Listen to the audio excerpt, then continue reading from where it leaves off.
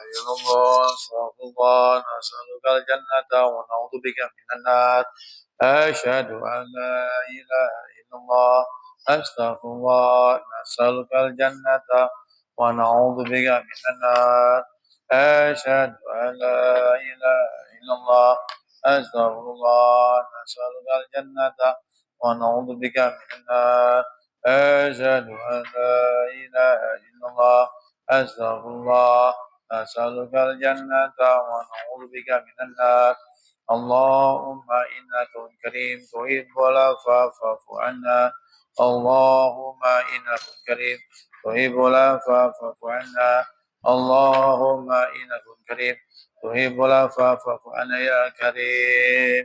Bismillahirrahmanirrahim. Assalamualaikum warahmatullahi wabarakatuh.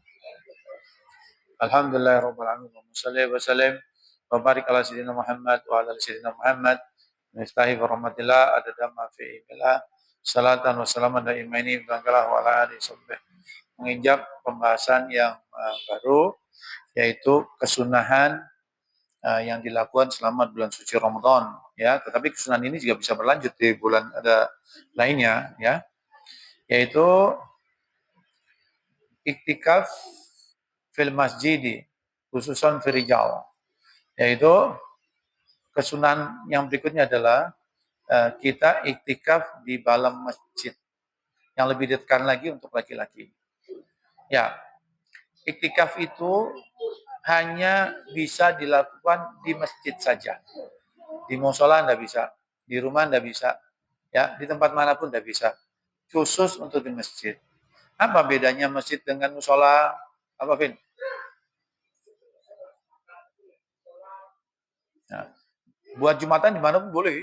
Yang penting kalau Imam Syafi'i 40 orang, ya, berlapangan di mana boleh. Apa beda masjid sama musola?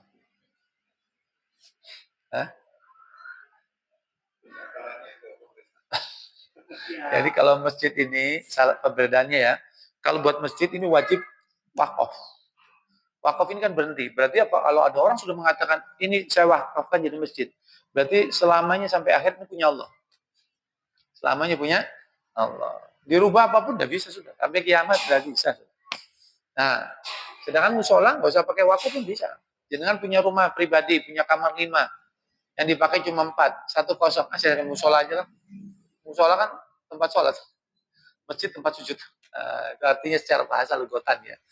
Lalu apa? Kalau yang namanya masjid tersebut, yaitu kalau masuk ada kesunahan tahiyatul masjid. Musola tidak ada. Kalau masjid itu orang junub tidak bisa, haram. Kalau musola nggak boleh, umum, ya, cuma satu tempat disediakan untuk sholat gitu aja, ya. Lalu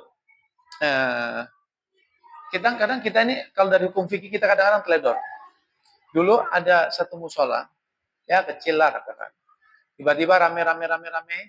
Lalu, ayo, mari kita sekarang tingkatkan jadi masjid. Ya, kita tingkatkan jadi masjid. Akhirnya jadi masjid sudah. Nah, sekarang bisa nggak musola dirubah jadi masjid? Ya. Alasannya?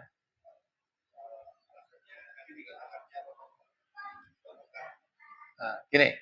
Jawabannya bisa, jawabannya tidak. Kalau seandainya musola tersebut punya pribadi atau punya apa, ini jadikan musola tempat sholat, tidak diwakafkan sama sekali, berarti tanah itu tanah bebas.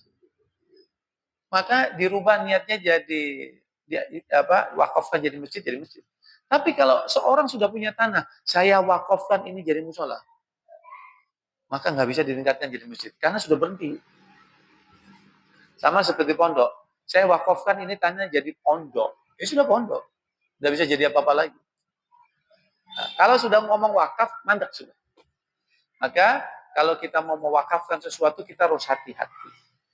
Yang paling hati-hati begini, jenengan punya tanah katakan 300 meter, pengen masjid nih, maka jenengan bilangnya seperti ini, yang paling hati-hati loh, ya.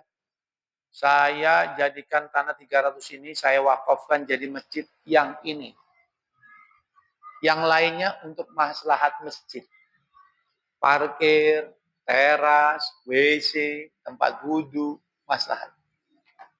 Ya, karena ada ulama juga yang mengatakan berbeda pendapat. Kalau kamu tempat masjid, berarti kan tempat sujud. Apakah WC boleh bagi sujud? Boleh nggak? Boleh. Tapi ada ulama yang membolehkan, kalau sudah dikatakan masjid itu berarti asumsinya yaitu untuk maslahat juga.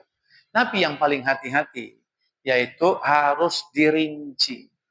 Ini masjid, itu teras, itu teras. Sehingga kalau ada pengajian, kalau tahiyatul masjid ya di sini itu nggak ada tahiyatul masjid, itu tahiyatul teras. Nah, sudah gitu nggak ada. Itu bukan, itu teras.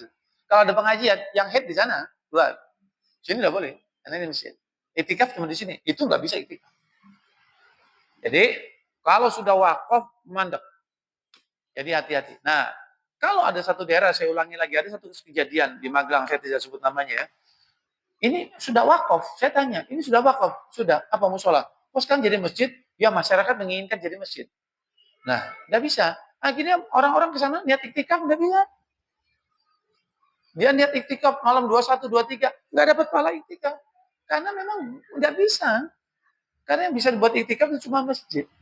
Jadi hati-hati, jadi hati-hati. Untuk sholat Jumatnya boleh, serah mau sholat Jumat di lapangannya boleh kok. Ya, yang penting kalau menurut Syafi'i 40 orang seperti itu. Jadi hati-hati. Kalau sudah wakaf ini tidak bisa berubah. Seperti itu ya.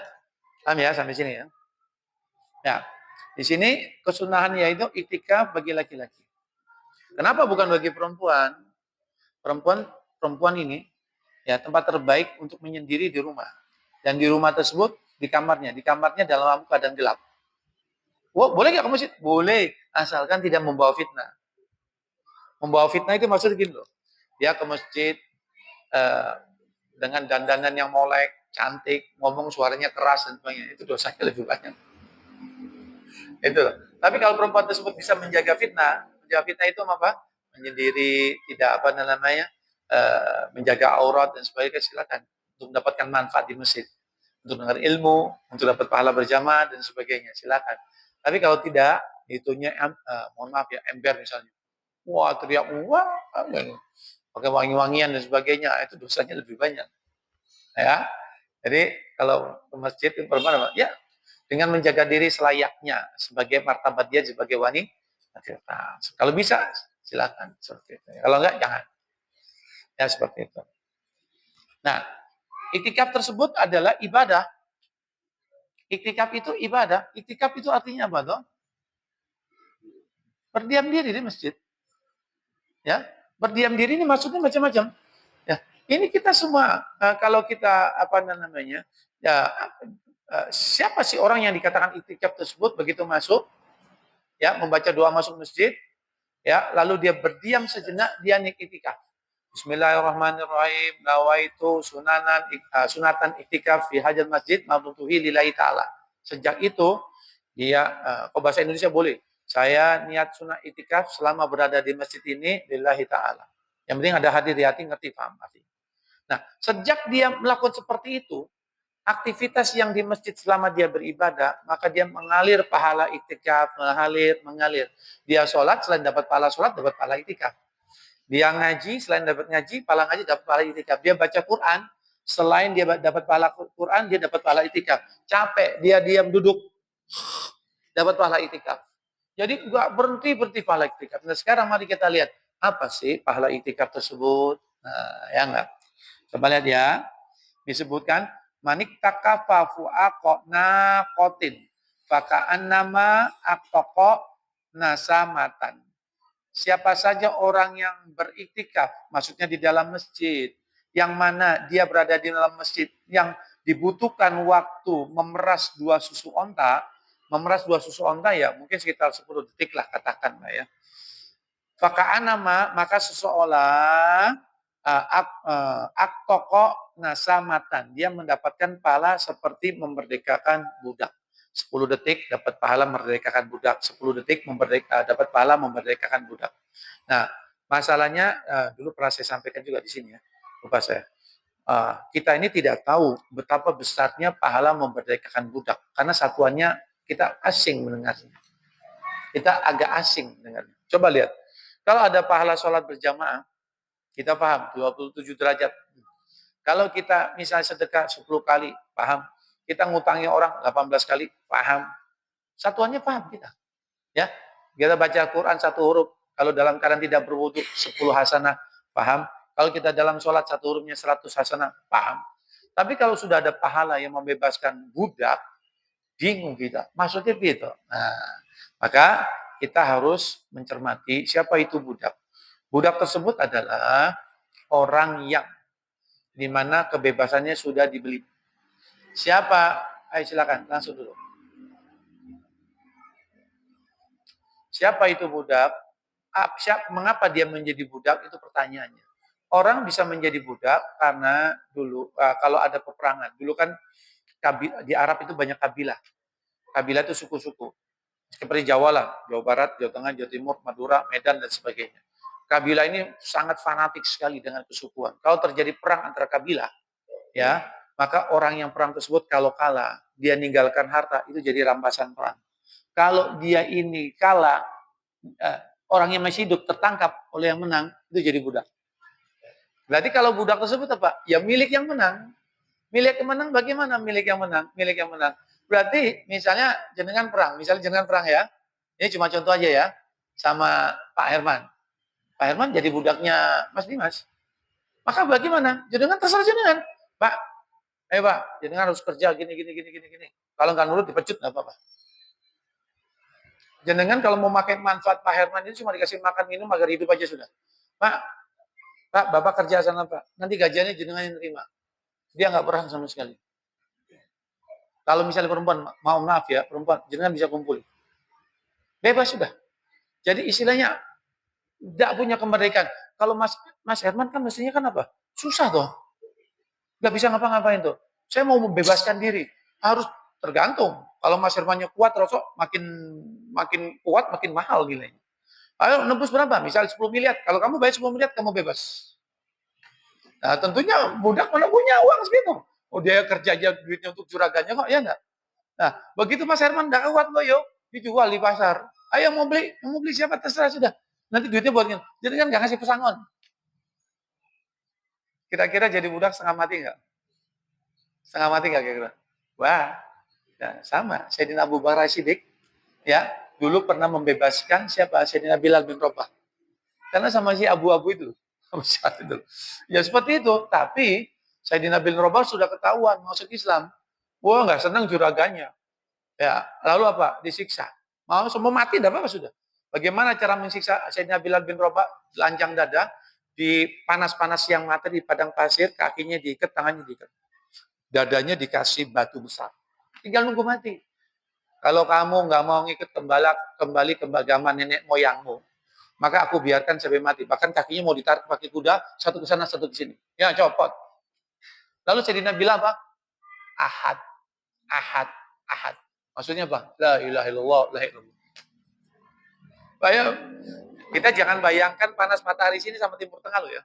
Jangan bayangkan itu. Ya, kalau di sana, kalau sudah panas 50 derajat lebih, saya sendiri pernah nyoba. Saya pengen tahu bagaimana suhu pasir di panas itu. Waktu badal Jumat, saya keluar dari masjid, ya, depan masjid sudah pasir semua sudah. Ya, lalu ya saya pengen tahu aja.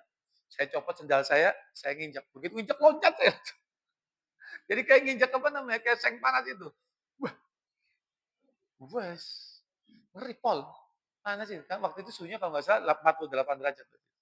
40 derajat. Nggak keluar. Nah apalagi seperti itu. Dadanya dibuka, apa namanya, dikasih batu, kakinya diikat semuanya dipenteng. Kalau kamu nggak ikut, anak ada kuda di sini, ditarik sudah. Jadi kudanya disuruh lari ke sana, suruh gini. Nanti, tapi Sayyidina Bilal bin Rabah tetap ahad-ahad. Lalu Sayyidina Abu Bakar Siddiq lewat. Wah, ini ada orang yang mahal ini. Karena dia sudah mengesahkan Allah, ngikuti Nabi Muhammad SAW. Lalu Sayyidina Abu Bakar Siddiq nggak kanti sudah. Bebaskan. Kamu berani viro. Misalnya kalau bahasa Jawa, wani viro. Waktu itu, Abu Jahal, Abu Lahab, dia menyebutkan harga, yang mana harganya itu sudah di atas pasaran. Sudah di pasaran. Berapa harganya? Sekian. Sehingga Abu Bakar Siddiq gak nyoh, ambilan. Kaget. Lalu bebas. Kira-kira senang nggak? Saya bilang, oh senang banget. Kita tidak bahas senangnya dulu ya. Bebas. Lalu Abu Jahal meledek. Abu Lahab, Abu Jahal saya lupa ya. Ya, Abu Bakrin, kamu ini saya tipu. Harganya ini nggak sampai segini. Ini lebih mahal dari harga pasar. Apa jawab Sayyidina Abu Bakar? "Seandainya engkau nawarkan ini 10 kali lipat dari yang aku bayar, tak tuku."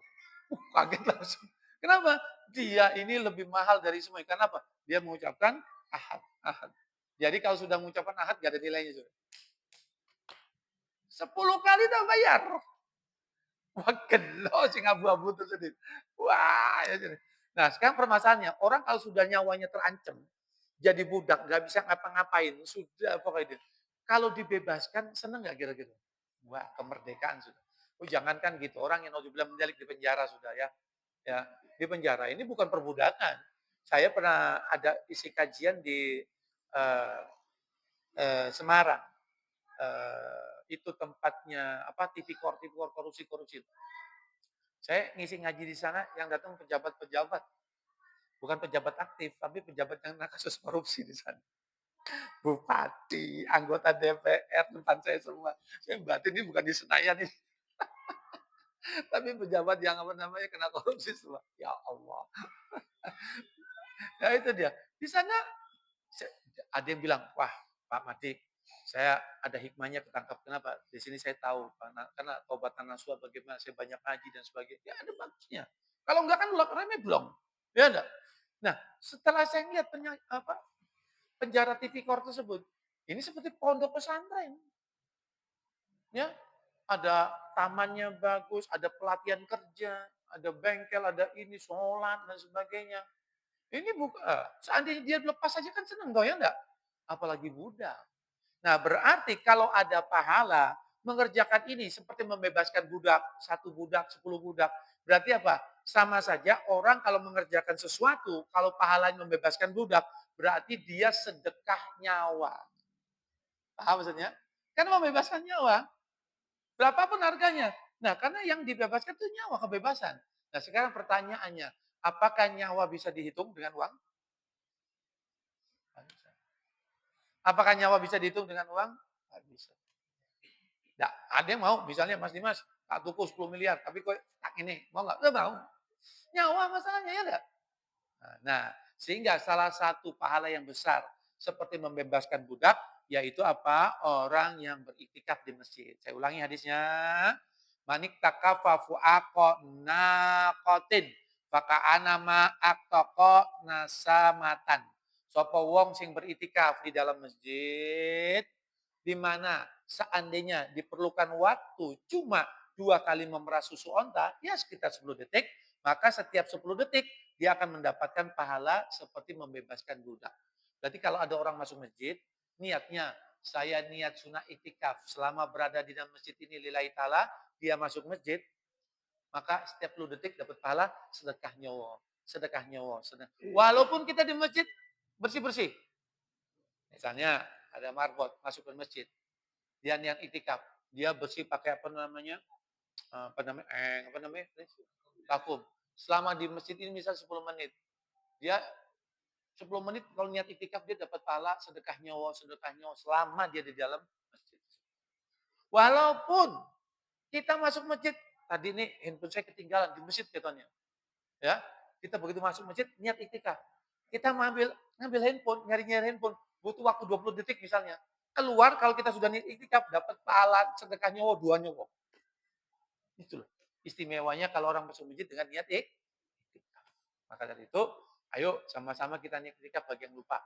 Bismillahirrahmanirrahim. Nawaitu sunatan itikaf fi hadzal masjid mabdum fi lillahi taala. Saya niat untuk melakukan sunnah itikaf selama di dalam masjid ini lillahi taala. Ya sudah, mengalir terus. Apalagi kita masuk sebelum Isya ngenteni tarawih. Masuknya katakan jam 7.15, pulang-pulang jam 9, beberapa jam. Waduh. Wait, terus. Senajan kita tidur, capek, dapat pahala itikaf. Tapi kalau kita tidak dapat itikaf, ya nggak dapat apa-apa. Kita sholat dapat pahala sholat, tapi itikafnya nggak dapat. Kita tidur, ya nggak dapat apa-apa karena kita tidak niat itikaf. Paham sampai sini ya? Jadi kalau masuk masjid, pastikan kita niat itikaf. Supaya apa? Diam aja kita dan kita.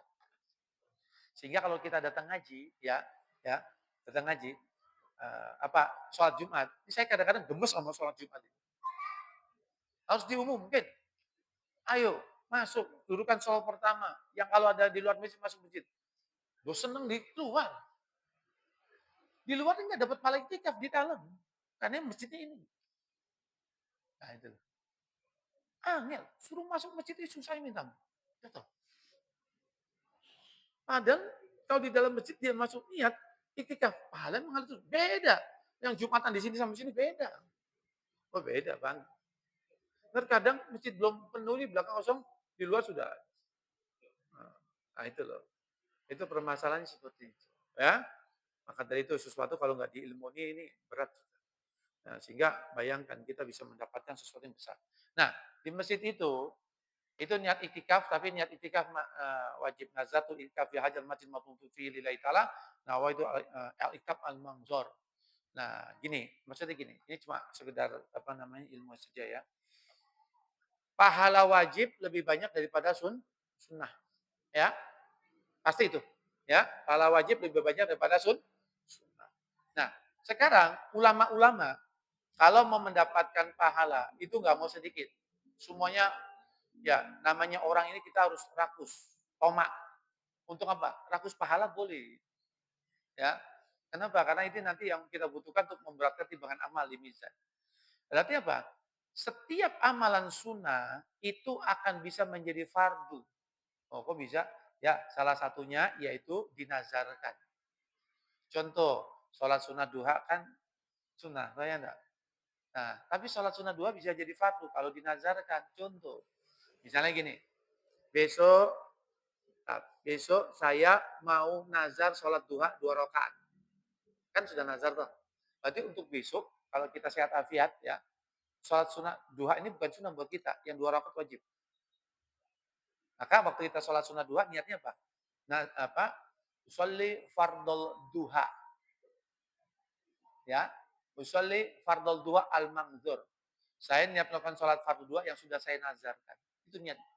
Pahalanya ya lebih banyak. Tapi ulama mengatakan, kalau kita mau meningkatkan pahala kita dari sunnah ke fardu, dinazarkan, jangan yang berat-berat. Karena kalau nggak melakukan, dosa. Karena meninggalkan fardu. Contoh-contoh. Saya mau setiap hari selama setahun berturut-turut, misalnya lu ya, nazar sholat 2 setiap hari 8 rakaat. Kelakon. Nggak melakukan malah dosa dia. Jangan. Jadi yang ringan aja. Contoh, contoh besok pagi misalnya. Sebentar lagi waktu duha. Jadi kan niat ya, saya mau nazar sholat 2 rakaat atau 4 rakaat. Sudah. Nanti niatnya diganti. Usolli fardol duha, rakaat ini al-mangzur lillahi ta'ala. Sudah. Nah, itu niat itu adalah niat iktikaf yang sunnah dirubah jadi fardu. Nah, jadi kalau dengan baca niat itu, maka pahala iktikafnya bukan sunnah, fardu. Kalau fardu ini bisa lipat ganda lebih mungkin sampai 70 kali lipat dan sebagainya, wallahu alam. Bahkan lebih banyak. Jadi niatnya apa? Kalau fardu begitu masuk nazar tu iktikaf fi hajal masjid maupun fi lillahi taala, lalu berikutnya apa? Nawaitu iktikaf al-mangzur. Itu dia bacanya. Ya. Kalau belum bisa niat sunnah dulu enggak apa-apa. Tapi kalau mau dapat pahala fardu itu tinggal baca aja. Jadi pahalanya iktikaf bisa ini bukan sunnah tapi fardu. Sama orang yang niat sunnah, jauh lebih banyak yang fardu. Paham ya? Nah, itu silakan boleh difoto nanti jenengan ini. Nah, bagi jenengan yang takmir masjid di masjid lain, pastikan di masjid tersebut ada tulisan sunnah itikaf. Nah, kadang-kadang orang kan kurang paham dan tidak hafal. Nah, biasanya rata-rata masjid di depan. Jadi begitu masuk suruh baca. Ya, nah, dibiasakan seperti itu. Paham ya? Jadi jangan sampai rugi. Coba lihat keutamanya lain. Manik takafa asran min Ramadana karena kahajjatain wa umratain. Siapa saja orang yang itikaf 10 hari di bulan Ramadan, itu pahalanya seperti 2 kali haji, 2 kali umrah. Tapi 10 hari. 10 hari itu bagaimana? Boleh keluar hanya untuk uzur syar'i. Yaitu kalau buang air kecil, buang air besar. Lalu, ya itu dia. Kalau sakit, itu. Oh berat. Nah, ini yang dilakukan oleh Rasulullah SAW. Kalau sudah 10 akhir Ramadan, tidak keluar dari masjid kecuali ujur syar'i. Sehingga kalau mau rambutnya diratakan, ini kan kamarnya kanjeng Nabi nyender, kepalanya gini disisirkan sama istrinya sini. Kan. Keluarnya cuma ujur syar'i aja. Oh berat. Ya, ya sesuai dengan pahalanya. Ya seperti itu. Nah, kita nggak bisa lah seperti itu. Kita ya jangankan 1 hari. 1 jam, 2 jam sudah obah. Mikirnya, waduh ini saya harus kerja, harus ini nggak bisa. Ya, ya, tapi paling enggak, mari kita kejar yang sedekah nyawa tersebut. Setiap 2 kali persan susu, 10 detik ngalir sedekah nyawa, 10 detik ngalir sedekah nyawa. Nyawa ini nggak ada nilainya loh ya, nggak ada. Maka pastikan setiap masuk masjid kita niatnya apa? Ya, masjid manapun, apapun dan sebagainya. Eh, dan ini memang ternyata banyak yang tidak paham. Saya bisa tahunya begitu saya ini masukkan saya video saya, maka ada yang tanya, Pak Mahdi, apakah itikaf bisa dilakukan di luar bulan Ramadan? Itikaf bukan cuma Ramadan, setiap masuk masjid. Tapi bulan Ramadan lebih ditekankan, lebih banyak lagi waktu yang dihabiskan di masjid. Nah, itu loh. Tapi yang nanya kan nggak tahu. Itikaf dikit cuma ibadah bulan Ramadan. Ya, itikaf ini adalah berdiam diri di dalam masjid dengan melakukan ibadah. Selama dia tidak bermaksiat, maka tidak terputus pahala itikaf. Siapa sih yang dikatakan bermaksiat dalam masjid? Siapa sih? Ayo. Ya, nah, itu begitu masuk masjid dia sudah naik iktikaf, tiba-tiba di tengah perjalanan dia rasain uang, putus. Ada lagi? Ada lagi? Pahala iktikafnya langsung gugur? Hah? Ya, ya bicara dagang sebenarnya ada sales di sini. Ayo ora dagang untuk ini. Wah, boleh. Ada lagi? Yang paling banyak sudah. Tapi biasanya orang ini nggak niat iktikaf biasanya. Saya ini kalau sudah ngeliat orang masuk masjid gini. Ada gini-gini. Dia mau sholat. Ya, ada kan itu kiblat. Dia sholat. Lalu jarum super, jarum super ditaruh di depannya, sholat. Allah, jadi sholatnya di depannya ada rokok.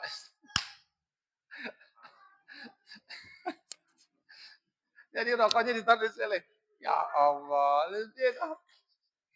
ingat ya, rokok ini ulama memang berbeda pendapat, tapi yang paling kuat itu yang haram. Ya. Siapa yang membuat fatwa kalau rokok ini makruh? Siapa? Eh? Siapa? Ya ulama-ulama yang rokok. Itu yang bikin rokok. Ini minta maaf ya. Jadi dia bilang ini makruh. Ada ya yang sebagian besar itu haram. Karena mengambil kaidah itu apa? Dia pasti berbahaya walaupun sebentar. Walaupun lama panjangnya. Pasti berpengaruh. Itu. Paham ya? Jadi hati-hati. Jadi iktikaf ini jangan dianggap enteng ya, sangat besar lagi pahalanya. Lalu berikutnya ini 57, waktunya 7 menit lagi. Jadi kita harus apa namanya? Karena ini apa? Ada jajanan bukannya jajanan bakso jadi harus apa namanya? Siap-siap ya. Lalu berikutnya kita harus apa namanya? Berusaha untuk mendapatkan malam Lailatul Qadar karena khairum min alfi syahr ya. Karena disebutkan taharu lailatul qadri fil witri min asri awakhiri min Ramadan. Ini satu riwayat. Riwayat lain banyak ya. Carilah malam Lailatul Qadar 10 malam terakhir dari Ramadan. Ya, di 10 malam terakhir. Riwayat lain ada yang 17, ada yang 19 dan sebagainya. Tapi Allah berkehendak bisa jadi menurunkan Lailatul Qadar kapanpun. Dari malam 1 sampai terakhir bisa. Jam berapapun bisa. Tapi lain malam. Nah, sekarang ulama membuat satu amalan-amalan soleh sehingga dipastikan kita ini setiap tahun pasti dapat Lailatul Qadar. Pasti. Saya katakan pasti. Apa itu? Mengambil satu riwayat, man sholat isya'i fi jama'atin faka'ana ma qama nisfal lail wa man sholat subha fi jama'atin faka'ana ma sholat laila kullahu. Disebutkan riwayat hadis, siapa orang yang sholat isya berjamaah, maksudnya fil masjid ya, maka seolah-olah dia mendirikan sholat separuh malam. Barang siapa yang sholat subuh berjamaah, maka dia seolah-olah sholat sepanjang malam. Nah, siapa orang yang selama bulan Ramadan, isya nggak pernah ketinggalan berjamaah, subuh nggak pernah ketinggalan jamaah, itu yang dapat. Lah kenapa? Kalau dia sudah sholat isya berjamaah kan separuh malam, katakan maghrib jam 6, subuhnya jam 4, 10 jam, separuh malam 5 jam. Berarti dia jam 6 maghrib sampai jam 11 orang sholat. Kalau dia subuh berjamaah, jam 6 sampai jam 4 subuh sholat terus. Berarti kalau dia sudah sholat subuh berjamaah, ya, jam 11 malam tidur, dia dianggap seperti sholat. Kalau Lailatul Qadar turun di sholat, dia semua sholat. Kenapa? Karena dia subuhnya berjamaah. Ya, apalagi sholat adalah ibadah yang utama.